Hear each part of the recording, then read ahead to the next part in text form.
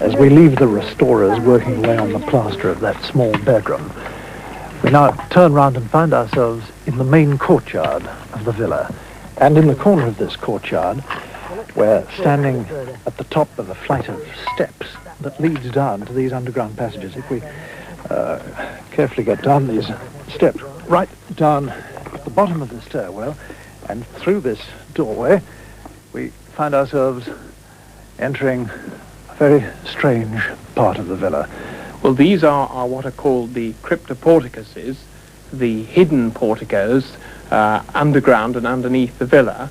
And immediately in front of us and above us we can see the vaulting of this cryptoporticus in Roman concrete, and they're all in perfect condition. And this is one of the remarkable things about this villa, which is also very uncommon, is this great series of cryptoporticuses underneath. There are very few villas of this type, and as well preserved as this.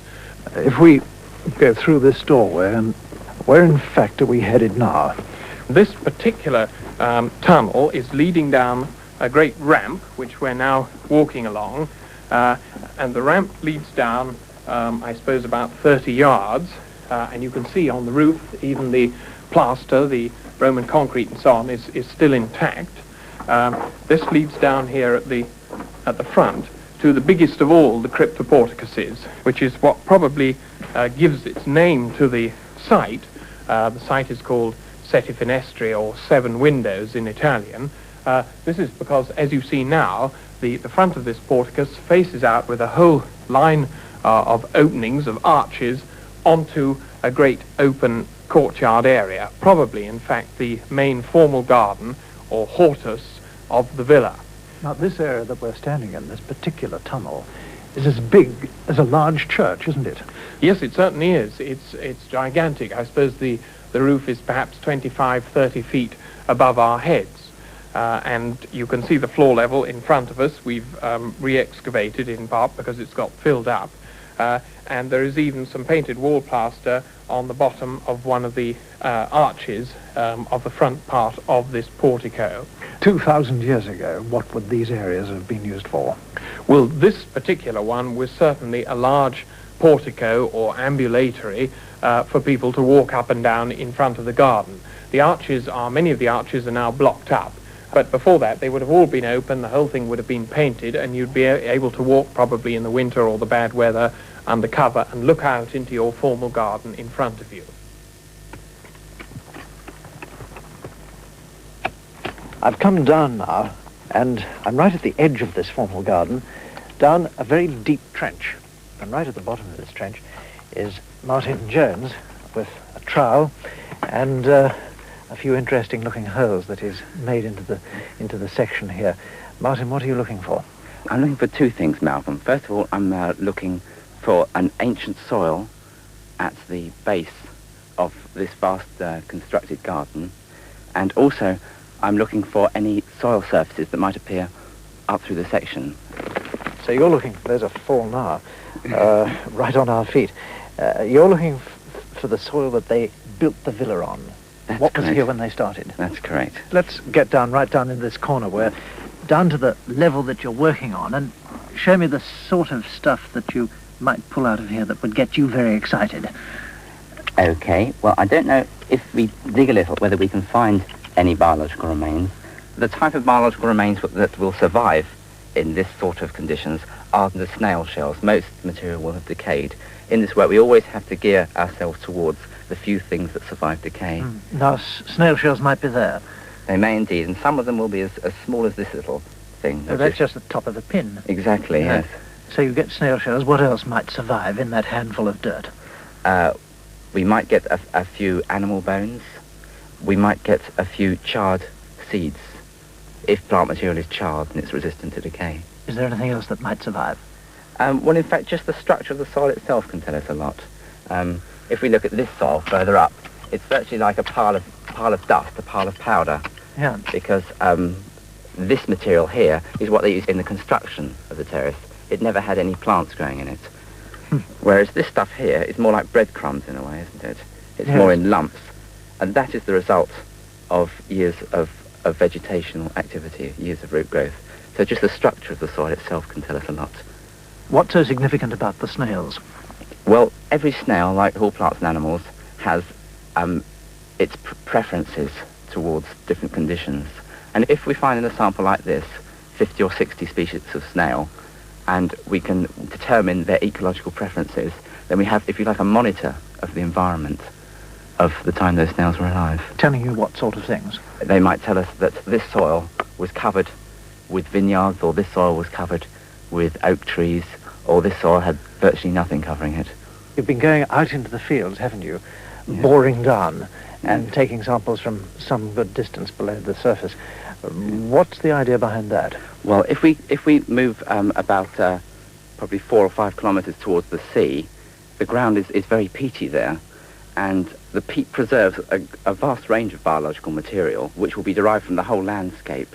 And if we core down 4, 5, 6 metres, we can take samples and identify the species of plants that are deposited there and get some idea of what the environment of the whole valley was like.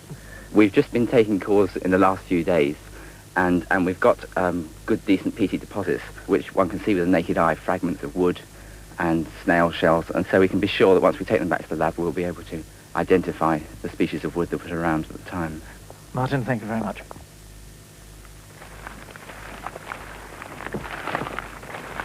I've come down from the villa now into the valley below, and I'm walking through a field of stubble joining Tony King and Marinella Pasquinucci.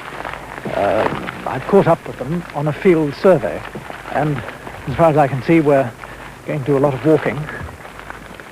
Now, these things that you're looking for, what are they?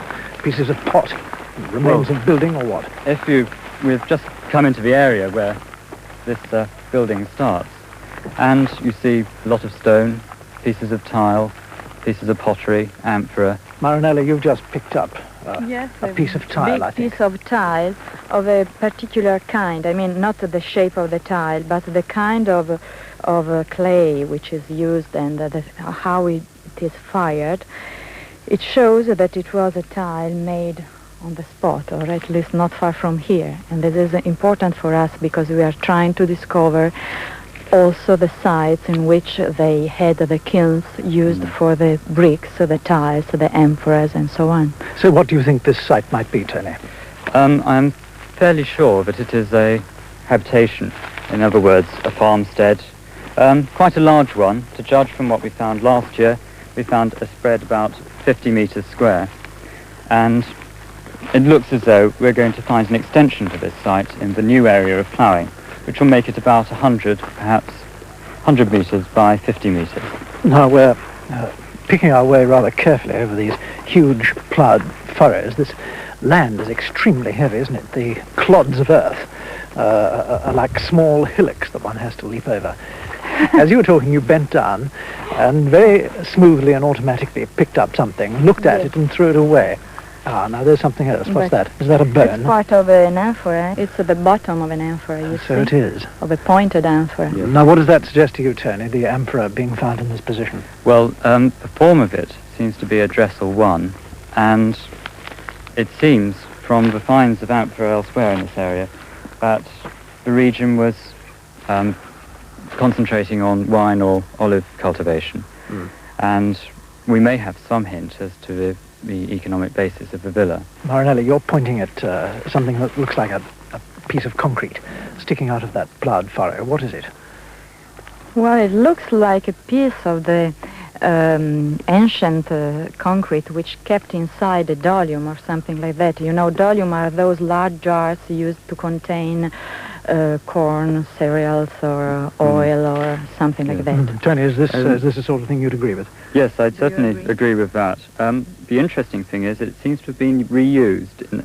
In other words, the dolium has been broken up and put in the floor after it had been finished with. So it's been part of a house that at some time occupied this field? Yes, and perhaps we can say there are two phases. It might be jumping a gun a little bit, but we can see that they're part of the structure of the villa because these oil storage jars were built into the structure of the villa.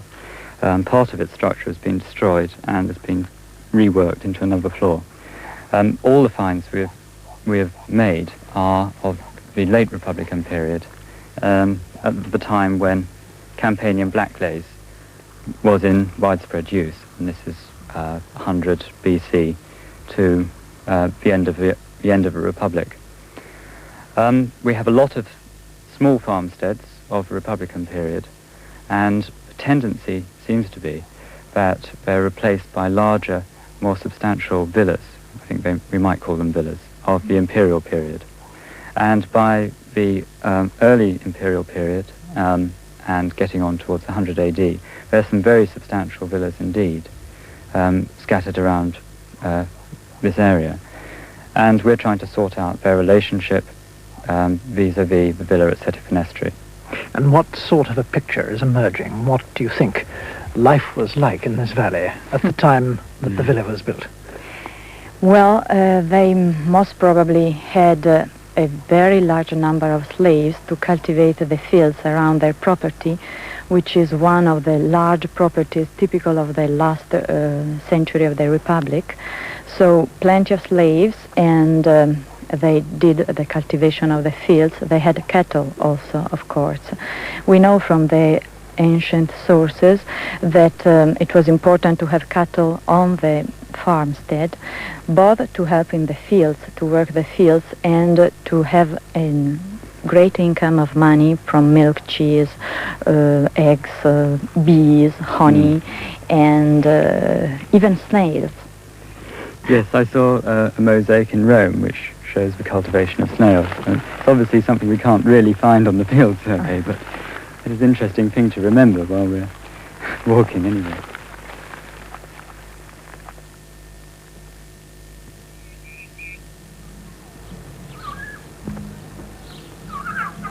I bet the Roman senator wouldn't have had these turkeys rushing about this very formal garden in Roman times, Tim. They come down from the farmyard, do they, and run amok here? Yes, they certainly do. No, this would have been much more formally laid out in the Roman period than it is today, with just sort of vegetables and things. We've just come up from the fields, and now we're in this splendid, or what was a splendid, formal garden. After almost 3 years of excavating, how would you rate the progress? I think it's going remarkably well, actually. We've had some splendid discoveries. You've seen the oil presses that have very newly been found.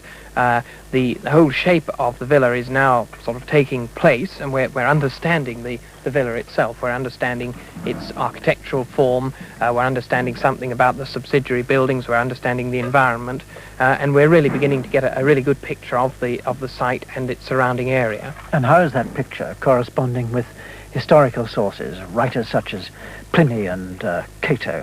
What is particularly interesting is that these great historical writers of the past, who have been discussed by many ancient historians and analysed in very great detail, we're now actually finding material to illustrate these writers, the material remains that they speak about.